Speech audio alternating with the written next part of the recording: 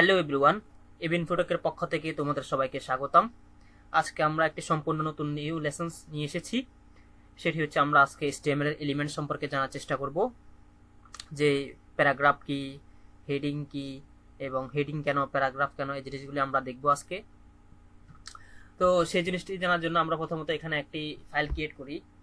এই জায়গায় এখানে একটি ফাইল ক্রিয়েট করবেন, element.html। ঠিক আছে, এখানে আমরা আপাতত একটি ফাইল ক্রিয়েট করলাম। ফাইল ক্রিয়েট করে আমরা এখানে এই যে ট্যাব নামে একটা বাটন আছে, ঠিক আছে, এই ট্যাব, এই যে এই আশ্চর্যবোধক চিহ্ন, শিফট এবং এই আশ্চর্যবোধক চিহ্নটা আপনারা দিবেন। এই যে শিফট আশ্চর্যবোধক চিহ্নটা দিলাম, এরপরে এন্টার যদি মারি তাহলে আমাকে আর ম্যানুয়ালি এই জিনিসগুলো আমাকে ধীরে ধীরে doctype HTML head body এই জিনিসগুলো আমাকে লিখতে হচ্ছে না, আমাকে ডিফল্টলি VS কোড আমাকে দিয়ে দিচ্ছে।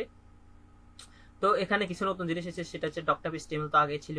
এখানে ল্যাঙ্গুয়েজ ইংলিশ দিয়েছে ওরা, যে এই যে ডকুমেন্টটা আছে এটা হচ্ছে আমার ইংলিশ ল্যাঙ্গুয়েজের ডকুমেন্ট। ঠিক আছে, এরপর হচ্ছে হেডের ভিতরে মেটা দিয়েছে, এগুলো হচ্ছে SEO এর কাজে ব্যবহার করা হয়। আপাতত এখন এগুলো না জানলেও চলবে। এরপরে হচ্ছে এখানে চার্জশিট দিয়েছে ইউটিউব, এটা হচ্ছে ভার্সন। আচ্ছা, এটা হচ্ছে টাইটেল দিয়েছে আমার ডকুমেন্টের জায়গাতে আমি এখানে লিখতে পারি এলিমেন্ট। ঠিক আছে, টাইটেল সম্পর্কে আমরা আগেও বিস্তারিত আলোচনা করেছি। সেটা হচ্ছে আমাদের এই যে ওয়েবের উপরে যে টাইটেলটা থাকে পেজের, ওইটাকে বলা হয় টাইটেল এলিমেন্ট। এরপরে বডির ভিতরে আমরা আপাতত হ্যালো ওয়ার্ল্ড লিখি। ঠিক আছে, হ্যালো ওয়ার্ল্ড। ওকে, আমরা বডির ভিতরে হ্যালো ওয়ার্ল্ড লিখলাম। এরপর আমরা যদি এখানে আসি, এই যে এক্সটেনশনটাও আপনারা অলরেডি রান করেছেন, যে এক্সটেনশনটাতে আমি রান করলাম, এখানে গো লাইভ দিলাম। এরপর আমরা সরাসরি ব্রাউজারে চলে যাব।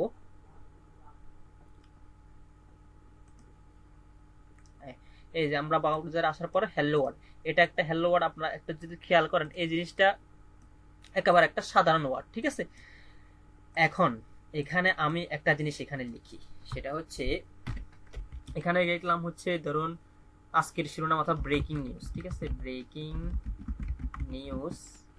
ব্রেকিং নিউজটা কি, সেটা হচ্ছে টুডে ডাইড 15 people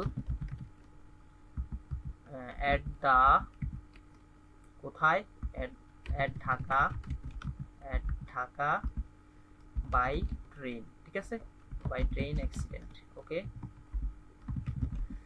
এরপর আমি এখানে লিখলাম ডিসক্রিপশনটা লিখলাম। এরপর আমি লিখলাম যে এটা হচ্ছে ডেসক্রিপশন। ঠিক আছে, এটা হচ্ছে আমার ডেসক্রিপশন, মানে বিস্তারিত আর কি। জি, এটা হচ্ছে আমার বিস্তারিত জিনিসটা আমি লিখলাম। ঠিক আছে, এখানে বললাম যে at 10 PM।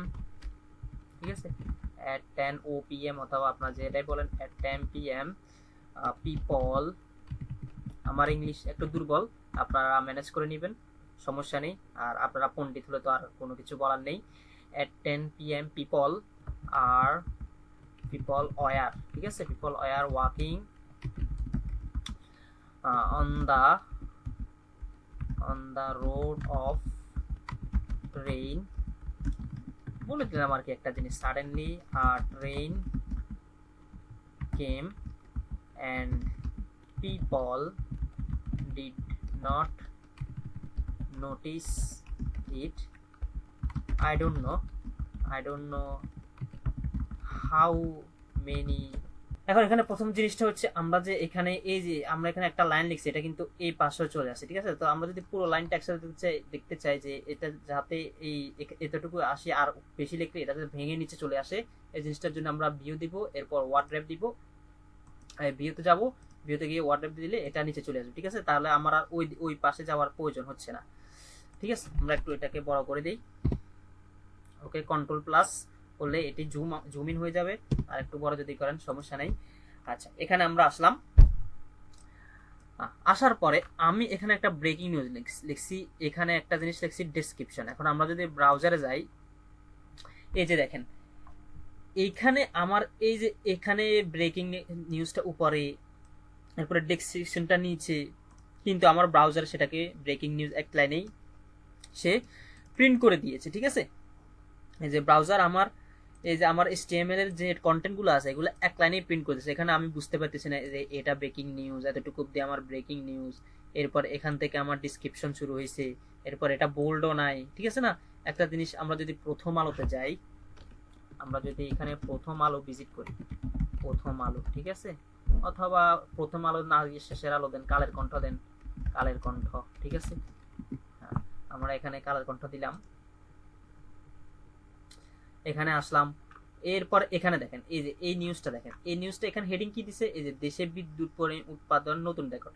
হেডিংটা একটু বড় এবং একটু বোল্ড করা, কিন্তু এই যে এখানে যে ডিসক্রিপশনটা দিয়েছে অথবা প্যারাগ্রাফটা দিয়েছে, এটি কিন্তু বোল্ড করা নয় অথবা একটা বড়ও নয়, ঠিক আছে, এটা একটা প্যারাগ্রাফের মতোই আছে। তো এখানে দেখে বোঝা যাচ্ছে না যে আমার কোনটা হেডিং আর কোনটা আমার প্যারাগ্রাফ, এবং দুইটাই এক লাইনে দিয়েছে। তো এই যে একটা সমস্যাটা সমাধান তো করতে হবে। HTML আমাদের কি করে, HTML আমাদেরকে স্ট্রাকচারটা দিয়ে দেয়। কিসের স্ট্রাকচার, যে আমার প্যারাগ্রাফটা কোন জায়গায় থাকতেছে, আমার হেডিংটা কোন জায়গায় থাকবে, আমার ডেটটা কোন জায়গায় থাকবে, এই যে একটা স্ট্রাকচার। এই যে এখানে এখানে আমার এই এই যে কন্টেন্টগুলো এই জায়গায় থাকবে, এই কন্টেন্টগুলো এই থাকবে, এটা হেডিং, এটা বোল্ড হবে, এই জিনিসটা আমার প্যারাগ্রাফের মতো আসবে, ঠিক আছে, এই জিনিসটা আমার হেডিং এর মতো, এই জিনিসটা ডিফাইন করে হচ্ছে আমাকে HTML দিয়ে দিচ্ছে, ঠিক আছে। এই যে আমার ন্যাপবারটা এখানে হবে, তো এই জিনিসটা এই যে এখানে আবার এটা এটা এতটুকু বড়, এটা আরেকটু বড়, ঠিক আছে, এখানে এটা থেকে আবার প্যারাগ্রাফটা ছোট, ঠিক আছে, এটা কিন্তু আবার আরেকটু বোল্ড করা, আরেকটু বড় এটা থেকে। তো এই যে জিনিসগুলো দিচ্ছে, এগুলো দিচ্ছে কি, এগুলো হচ্ছে এক একটা স্ট্রাকচার, এগুলো আমাদেরকে HTML এ দিচ্ছে। তো আমরা এটাকে ডিফাইন করবো কিভাবে, যে এটা যে আমার এতটুকু যে আমার ডিসক্রিপশন, এতটুকু যে আমার এটা এতটুকু আমার ডিসক্রিপশন, এতটুকু আমার হচ্ছে হেডিং, এবং এটা হচ্ছে আমার ডিসক্রিপশন অথবা প্যারাগ্রাফ, এবং এখানে আমার ডিসক্রিপশনটা উপরে থাকবে, হেডিংটা উপরে থাকবে এবং ডিসক্রিপশনটা আমার নিচে থাকবে। এই জিনিসটা আমরা ডিফাইন করবো কিভাবে, এটা একটা সমস্যা না, অবশ্যই সমস্যা। তো এই সমস্যাটা সমাধান করার জন্য আমরা এখানে প্রথমে একটা জিনিস লিখবো, যে H1 নামে একটা জিনিস আছে। সেটা হচ্ছে কি, H1 হচ্ছে আমাকে HTML কে বলে দিতে হয় যে এটি হচ্ছে আমার হেড ট্যাগ, অথবা এটি আমার একটি টাইটেল ট্যাগ, যেখানে আমার এটাকে আমরা সাজিয়ে দেখবো যে ব্রেকিং নিউজের মতো আমরা দেখাতে চাই যে এটা আমার হেডিং ট্যাগ, ঠিক আছে। তো এর জন্য আমরা ইউজ করবো হচ্ছে H1, ঠিক আছে। এখানে আমরা H1 আবার ডাবল ট্যাগ, সিঙ্গেল ট্যাগ না, এটা শুরু আছে শেষ আছে, মানে ট্যাগের এই ট্যাগের স্টার্টও আছে এবং ইন্ডিংও আছে। তো আমরা H1 দিয়ে শুরু করলাম, এরপরে গ্রেটার দেন দিলাম, এরপর এখানে আমরা ভিজুয়াল স্টুডিও কোড অটো নিয়ে নিয়েছে, এটা হচ্ছে। এবার আমরা এখানে যদি আবার কেটে দিই, ক্লোজ দিলাম, এরপর H1 দিলাম, এই যে H1 দিয়ে দিলাম, ঠিক আছে, মানে আমার H1টা স্টার্ট হয়েছে এবং আমার H1টা শুরু হয়েছে এখান থেকে। তো এর ভিতর আমি কন্টেন্টটা দিয়ে দেবো। এইবার যখন আপনারা মজাটা দেখবেন, এটা হচ্ছে আমার, এটা একেবারে পুরোপুরি একটা H1 ট্যাগ হয়ে যাবে, মানে হেডিং 1। H1 মানে কি, হেডিং 1, এটা একটা হেডার টাইটেল হয়ে যাবে। তো আমরা যদি এখানে আসি,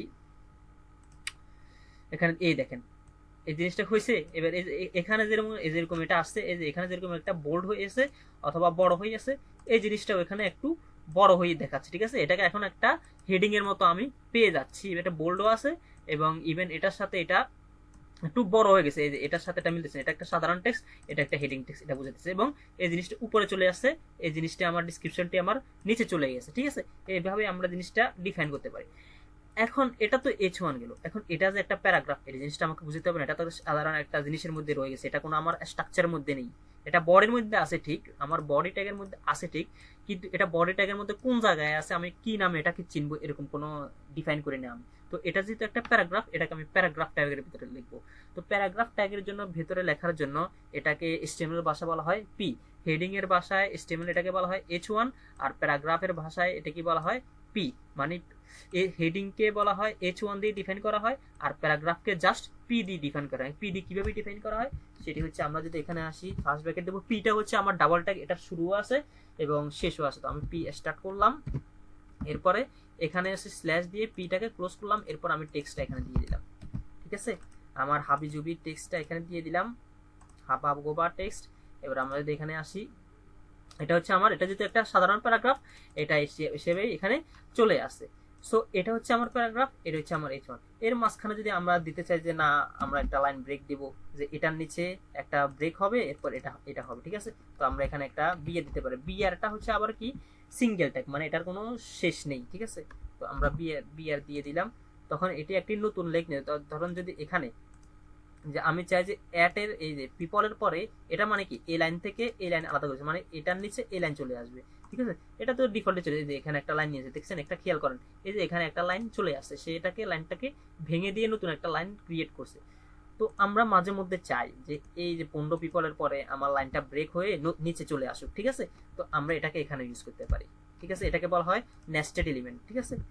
এই আমরা এটাকে এখানে দিলে এটি নিচে চলে আসবে। আপনারা খেয়াল করেন, দেখছেন এই যে অ্যাড এর আগে আমি যখন এই জিনিসটা দিছি, এটা আমার ব্রাউজারে এটা নিচে চলে আসছে। এরপরে এই বিয়ারটা আমি প্যারাগ্রাফে ইউজ করতে পারি, ঠিক আছে? এবার আমি চাই যদি ধরেন এই যে ইটের পরে আমার লাইনটা নিচে চলে আসবে, ঠিক আছে? বিয়ার দিলাম, এটা আমার নিচে চলে আসবে।